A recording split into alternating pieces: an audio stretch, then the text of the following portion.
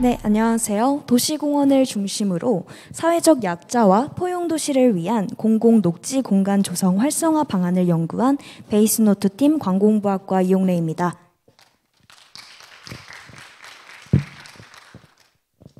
여러분은 살기 좋은 도시가 어떤 도시라고 생각하시나요?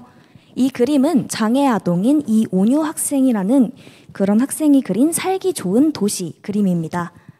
집 근처에 공원도 보이고 자동차와 헬기 같은 탈 것들도 많이 보이는데요. 온유 학생이 이 그림을 그리면서 가장 먼저 그렸던 것은 바로 집 앞에 있는 공원으로 바로 갈 수 있는 엘리베이터였습니다.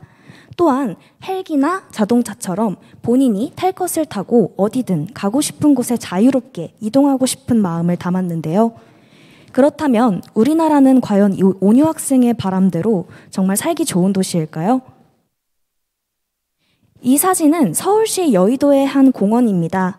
산책길도 잘 되어 있는 것 같고 비록 날씨 때문에 조금 스산해 보이긴 하지만 식물들도 잘 되어 있는 것 같습니다. 표지판을 보면 휠체어 길도 따로 마련이 되어 있는 것 같은데요. 이 정도면 꽤 괜찮지 않나? 라고 생각하실 수도 있겠지만 사실 이 휠체어 길로 가기 위해서는 아주 높은 턱을 넘어야만 하고 이 턱은 휠체어가 편하게 지날 수 있는 3cm라는 단차를 훌쩍 뛰어넘습니다. 또한 공원에 마련된 식수대 같은 기타 공공시설 역시 휠체어 사용자가 이용하기에는 상당히 무리가 있는데요. 이러한 국내 문제 상황 속 저희는 유엔의 지속가능 발전 목표 중 11번의 7번 사회적 약자를 위한 안전하고 포용적이며 접근이 용이한 공공 녹지 공간에 대한 보편적 접근에 관심을 가졌습니다. 도시공원은 단순히 녹지 공간으로서 생태적 기능뿐만 아니라 소통과 연결의 공간으로서 우리 사회의 공동체 형성과 문화에도 큰 영향을 미치고 있는데요. 하지만 실질적으로 국내 도시공원의 경우 관리되지 못한 공원들을 도시공원에서 해제하는 도시공원 일몰제로 인해 그 역할이 급격하게 축소되고 있는 상황입니다. 지금까지 여의도 면적의 55배가 해제되었고 2025년까지는 164제곱킬로미터가 추가로 해제될 위기에 처해 있습니다. 한편 서울연구원의 조사에 따르면 국내 공원의 경우 실제 이용자를 고려하지 못한 성인 남성 중심만의 획일적 구성으로 인해 사회적 약자에 대한 배려가 상당히 부족한 점을 알 수 있었는데요. 실제 저희가 진행한 자체 설문조사에 따르면 대부분의 응답자가 공원을 단순히 운동 목적으로만 방문하는 등 국내 도시공원의 역할은 상당히 제한적이었습니다. 실제 무장의 숲길이라는 테마로 조성된 부산의 명장공원인데요. 이 명장공원은 무장애라는 컨셉을 가지고 있지만 실질적으로는 입구부터 경사가 매우 가파르고 턱이 많아 장애인들이 전혀 진입할 수 없는 공간이라는 한계점이 있었습니다. 이러한 문제점을 통해 우리나라의 공원들이 사회적 약자에 대한 고려로부터 상당히 동떨어져 있고 설사 이런 방안들이 있더라 하더라도 사실상 유명무실하다는 점을 알 수 있었습니다. 우리나라의 도시공원들은 앞서 언급했던 도시공원의 기능인 포용과 연결적 공간으로서 역할하지 못하고 있는 상황입니다. 그렇다면 해외 도시공원은 어떤 모습일까요? 유럽의 경우 일찍부터 전역에서 도시의 숲 사업을 통해 도시공원의 조성과 도시 브랜딩을 시작했고 도시 곳곳에서 자연을 바로 느낄 수 있는 소규모 도시형 공원인 포켓파크 그리고 장애 여부와 나이에 상관없이 누구나 이용할 수 있는 베리어 프리 시설 아동들의 놀 권리와 교류의 장으로서 기능하기 위한 친환경 놀이터 등 다양한 면에서 우수한 사례를 찾아볼 수 있었습니다. 그에 대한 예시로 특히 영국과 독일 두 개 국가를 살펴보았는데요. 녹색공원 선진국으로 불리는 영국의 경우 소규모 공원인 포켓파크를 다양하게 운영하고 있고 특히 아동 권리에 대한 인식 수준이 굉장히 높기 때문에 도시공원 내 아동들이 자유롭게 즐길 수 있는 친환경 아동 놀이터를 설계하고 있습니다.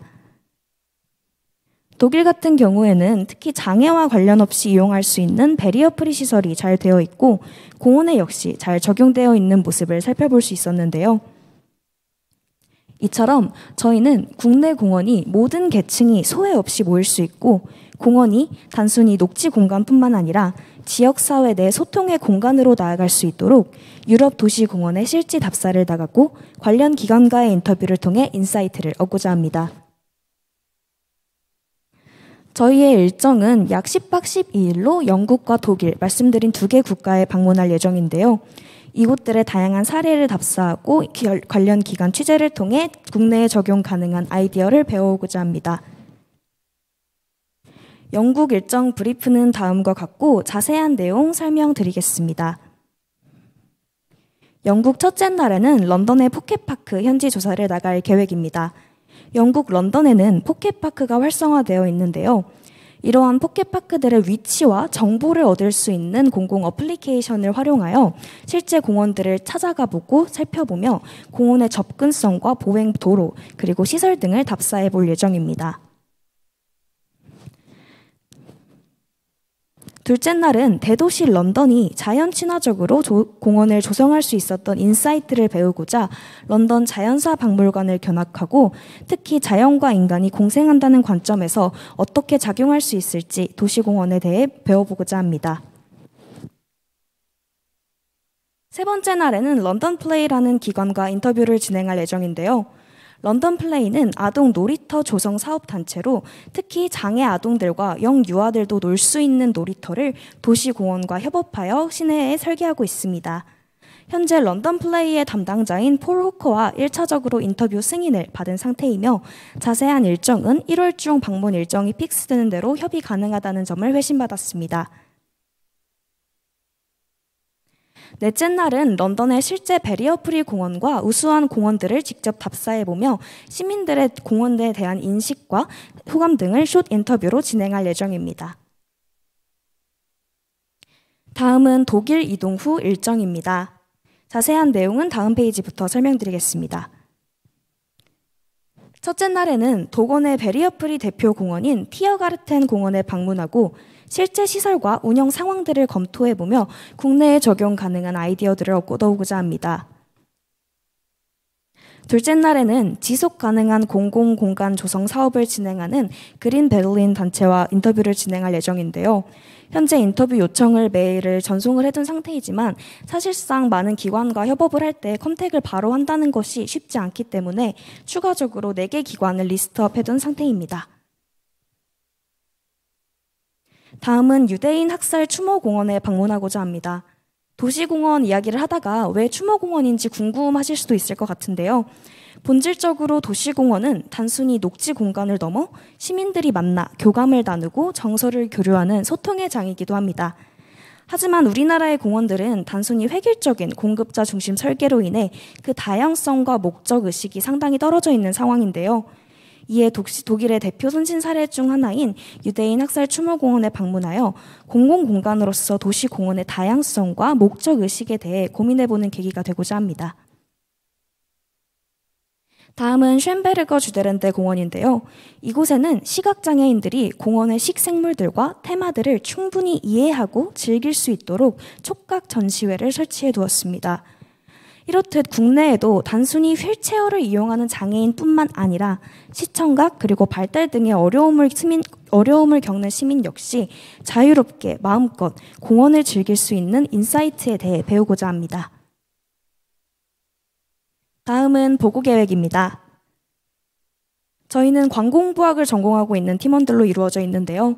소셜미디어를 활용하여 공공 커뮤니케이터의 관점에서 저희의 아이디어를 공유하며 홍보 캠페인을 진행하고자 합니다. 첫 번째는 인스타그램 계정을 개설하여 도시공원에 관한 정보와 해외 사례를 비교하는 콘텐츠를 게시하고자 합니다. 다음은 유튜브 채널인데요. 실제 저희의 답사 내용을 영상으로 촬영해 생생한 후기를 공유하는 브이로그 형식의 영상을 제작하고 특히 시민들과 인터뷰를 진행한 내용을 숏폼 콘텐츠로 제작하여 더욱더 도달률을 높이고자 합니다. 다음은 블로그 콘텐츠인데요. 저희의 연구 내용과 더불어 본교의 글로벌 ICPBL 프론티어 프로그램에 대한 후기 및 홍보 내용을 작성하고자 합니다. 이렇듯 답사를 통해 배운 내용과 캠페인을 진행한 내용들을 정리하여 내년 상반기 지자체에 제안할 예정이고, 특히 공원 녹지 조성 관련 주민 공청회 등에 참가하여 의견을 나눠볼 예정입니다. 국내 도시공원이 소통과 연결 그리고 포용의 역할로서 나아갈 때까지 저희 베이스노트 팀 역시 작은 힘을 보태도록 하겠습니다. 발표 마치겠습니다. 감사합니다.